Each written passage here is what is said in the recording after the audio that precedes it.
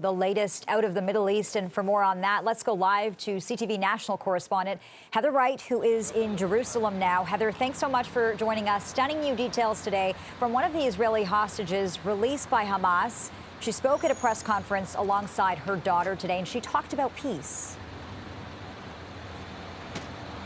She did. She is a peace activist. That's what she and her husband have really spent much of their life doing. They live in a kibbutz near the border with Gaza, and that's, was their main mission in life. They talked a lot about having peace with their neighbors in Gaza. And so during this pretty remarkable news conference this morning, she talked through her daughter, who translated for her, about the ordeal that happened to her on October 7th, about being taken on the back of a motorbike, about being hit in the ribs, calling it hell that she went through that day and in the days since.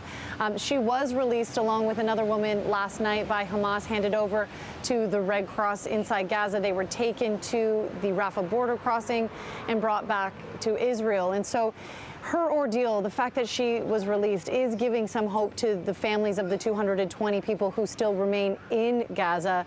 But again, they are still focused on their family members, worried about their well-being, whether they are still alive and how they are being treated. Right. And Israel, we know, is intensifying its bombardment of Gaza. What is the latest on that front, Heather? Well, over the last 24 hours, the IDF says that they have hit 400 positions inside Gaza. That is an increase over the previous 24 hours where they said they hit about 320.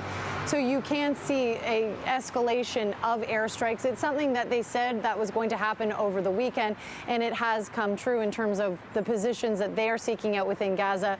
As we know, the Israeli government has said their mission in this war is to root out Hamas and to destroy Hamas so that nothing like what happened on October 7th can happen again. But in the crossfire of these relentless airstrikes, of course, are the millions of people who live inside Gaza, the estimated 1 million people who have been displaced, and the death toll in Gaza continues to climb, nearing 6,000 according to the Hamas-controlled Ministry of Health. So there's the humanitarian crisis that is continuing to unfold in Gaza as more aid slowly starts to trickle in to the enclave.